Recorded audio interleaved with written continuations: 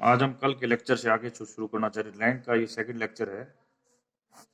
Question से हम try कर रहे हैं। देखो, if determinant of A is not equal to 0, what is the rank of adjoint of A. ठीक है, ये हमारा क्वेश्चन है।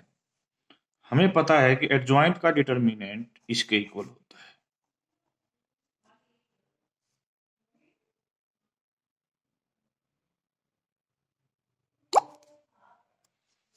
ठीक है, ये कैसे आया था? ए गुना में एडजॉइंट ऑफ ए। ठीक से ऐसे हमने निकाला भी था। ये कब है? इफ एन हमारा क्या हो, कोई भी में कैस कितना भी हो, चाहे 1 हो 2 हो, लाइक दैट। ठीक है, कोई हमें इसमें प्रॉब्लम नहीं है। इसका मतलब यदि ए नॉन सिंगुलर है तो एडजॉइंट भी नॉन सिंगुलर होगा। इसका मतलब यदि rank of A n cross n में n है, this imply the rank of adjoint of A भी n होगा। अब दूसरा point, if A is singular, यहां पर दो बातें हो सकती हैं। What is the rank of A? If rank of A is n-1, दूसरी बार ले रहे हैं, if rank of A is n-2 और लेस। पहले हम इस केस को डिस्कस करते हैं।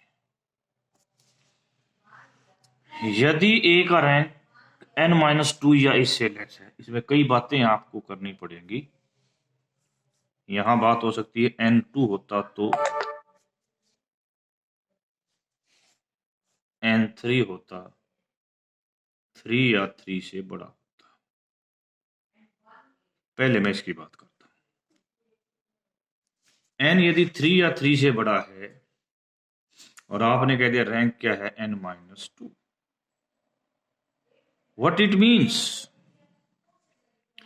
कि n-1 क्रॉस n-1 का कोई भी माइनर नहीं है जो नॉन जीरो हो। All minor of this order must be zero. तो इसका मतलब एडजॉइंट ऑफ ए एक जीरो मैट्रिक्स बन गई।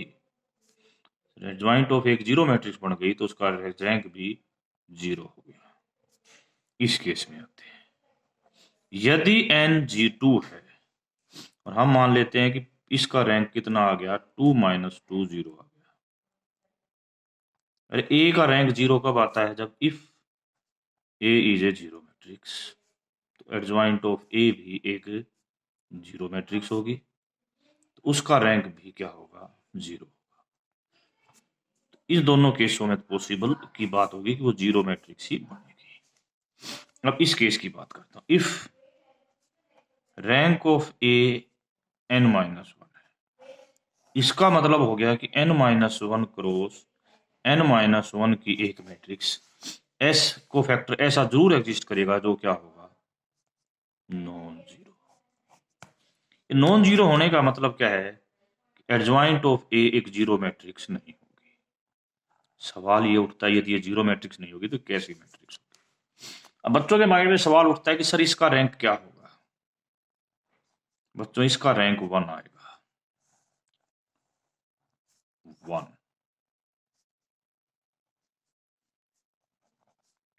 और इसका प्रूफ आपको लेटर दिया जाएगा। अब एक बहुत इंपॉर्टेंट बात का मैं जिक्र करने जा रहा हूं, उसको बड़े ध्यान से सुनो। आपने ये कह दिया कि यहां पर भी एडजॉइंट जीरो आ गया और यहां पर भी क्या गया, जीरो मैट्रिक्स। मैं क्वेश्चन पे आ रहा हूं। इफ ए एक 5 क्रॉस 5 की मैट्रिक्स है और रैंक ऑफ ए 4 है, कौन सी कंडीशन लगी? ये कंडीशन लगी। तो इसका एडजॉइंट क्या आएगा? एडजॉइंट का रैंक कितना आएगा जी? 1 आएगा, इस रूल से। यदि कोई पूछ ले व्हाट इज एडजॉइंट ऑफ ए, क्या होगा भाई? भाई एडजॉइंट एक ऐसी मैट्रिक्स जिसका रैंक 1 है, 5 क्रॉस 5 में 1। इस पे तो दूसरा नियम लगेगा, तो ये आएगी जीरो मैट्रिक्स। मैं इस चीज को थोड़ा थोड़ा थोड़ा थोड़ा रिड्यूस करता आ रहा हूं, ध्यान से दो। यदि A2 क्रॉस 2 की मैट्रिक्स है 3 क्रॉस 3 की और इसका रैंक है 2, तो रैंक ऑफ एडजॉइंट ऑफ ए कितना आएगा जी? फिर भी 1 आएगा। तो एडजॉइंट ऑफ ए क्या आएगा हमारा? 0 आएगा। यदि A2 क्रॉस 2 की मैट्रिक्स है तब हमने बता रखा है एडजॉइंट ऑफ ए आएगा। कई चीजें हमने, रैंक से भी कोई मतलब नहीं है इसको, रैंक चाहे 1 हो तब भी ये आएगा। चीजों को बड़े ध्यान से देखो, ये चीजें कई बार हमें बहुत सिंपल लगती हैं but these are very very crucial. Next, यानी कि यदि इसका मीनिंग क्या है, ए 5 क्रॉस 5 है और ए का रैंक 4 है तो एडजॉइंट ऑफ एडजॉइंट 0 आएगा।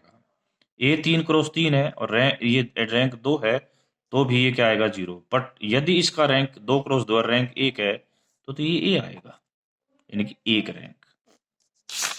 अब हम अगली बात पर चलते हैं। आज आज हम थोड़ा सा और ऐसे ही क्वेश्चन पर डिस्कस करना चाह रहे हैं। वो क्वेश्चन क्या है? ए एक स्क्यू सिमेट्रिक मैट्रिक्स है, skew symmetric matrix. We want to show that its rank can not 1। देखो, यदि skew symmetric matrix zero matrix है तो उसका रैंक क्या आएगा? 0 आएगा। If A is a zero matrix, क्योंकि हर zero square matrix skew symmetric matrix होती है।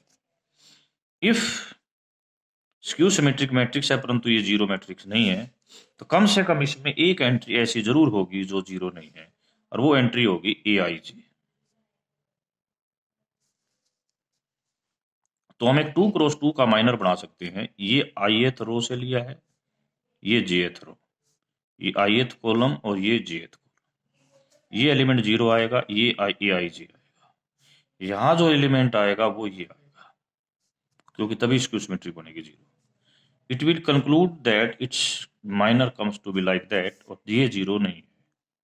0 नहीं आते ही इसका मतलब ए का रैंक 2 या 2 से बड़ा हो जाएगा। तो इसकी किसी भी स्थिति में इसका रैंक 1 नहीं आ सकता। ओके, अब हम एक बच्चों के माइंड में अक्सर सवाल उठता है, मैं एक दो क्वेश्चनों का जवाब देता हूं। A is a column matrix, A1 A2 AN। B is a row matrix, M है ये।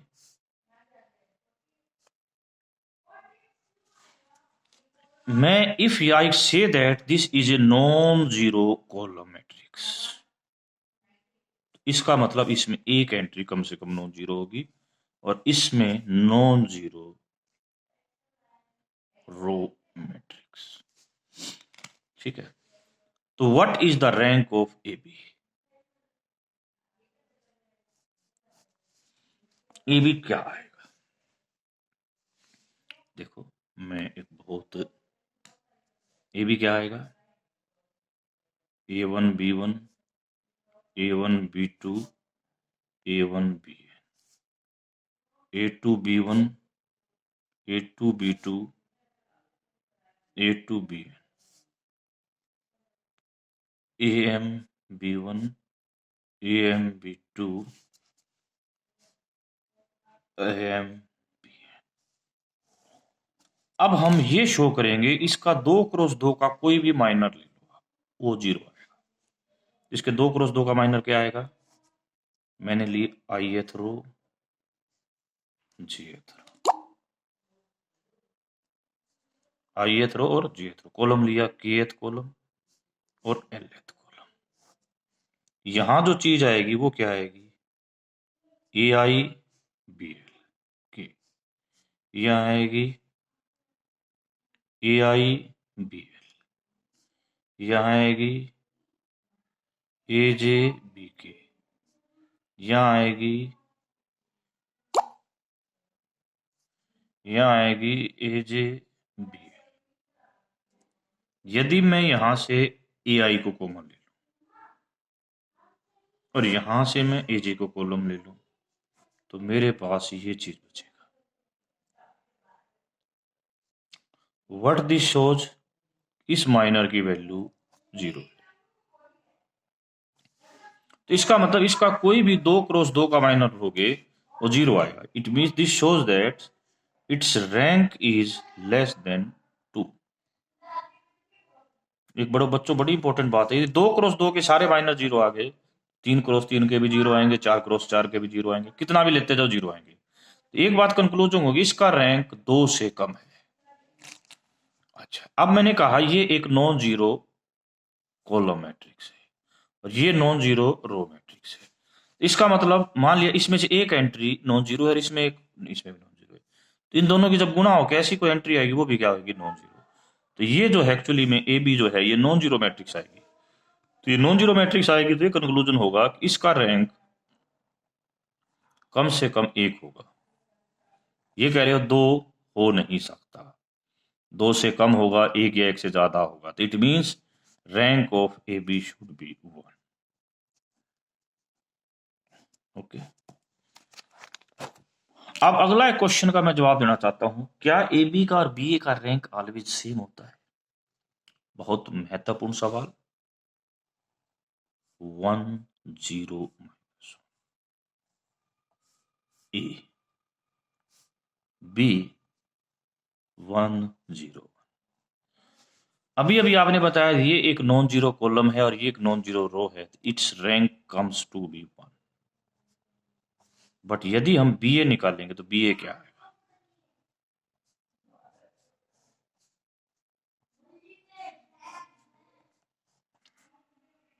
1 0 माइनस कम्स टू बी 0। तो बी ए एक जीरो मैट्रिक्स आ गई तो इसका रैंक क्या हो गया? 0। तो it is not necessary that कि ए बी का और बी ए का रैंक क्या हो, सेम हो। ठीक है, क्या हाँ कुछ में कहीं कहाँ सेम है वो मैं बात करता हूं। एक इंपॉर्टेंट कि rank of A and rank of A transpose is always same. ठीक है, ये कुछ एक पॉइंट्स हमने डिस्कस किए हैं, कुछ और करते रहेंगे, but you have to study all these things. ये क्वेश्चन आपकी बुक में है कि 1 1 1 A B C A cube B cube C cube, इसका रैंक क्या होगा? यदि हम इसको डिटरमिनेंट के तरीके से सॉल्व करें तो हमारे पास ये चीज आ जाएगी। इसका रैंक इस चीज पर डिपेंड करता है, यदि ए ना तो बी के इक्वल हो, ना ही ए सी के इक्वल हो, ना ही बी सी के इक्वल हो, और ना ही A plus B plus C equal to 0। यदि ये चारों सिचुएशन में से कोई नहीं है तो ये डिटरमिनेंट भी 0 नहीं होगा और इट्स रैंक इज 3।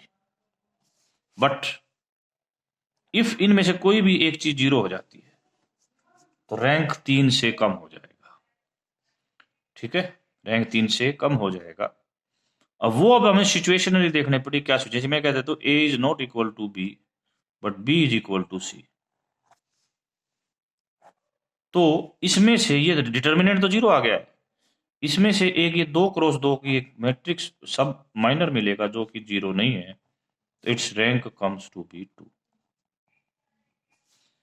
ऐसे ऐसे केस आपने डिस्कस करने हैं। एक और मैं केस डिस्कस कर रहा हूं, if A equal to B equal to C तो क्या होगा? इसमें से 2 क्रॉस 2 का कोई भी माइनर लोगे, 2 क्रॉस 2 के 9 माइनर बनेंगे। जैसे ये बनेगा, ये बनेगा, ये बनेगा, ये all the 9 minors of 2 cross 2 are 0। तो कंक्लूजन इसका रैंक तो 2 भी नहीं है। यदि हम 1 क्रॉस 1 का ये माइनर लेते हैं तो ये नॉट इक्वल टू 0 है, इट्स रैंक इज 1। तो हम इसमें बहुत से केस बनेंगे, सारे केस बना के हमने रैंक की स्टडी करनी है। ठीक है, तो I think this 2.1 is complete. Till any problem to anybody, you can write on my number.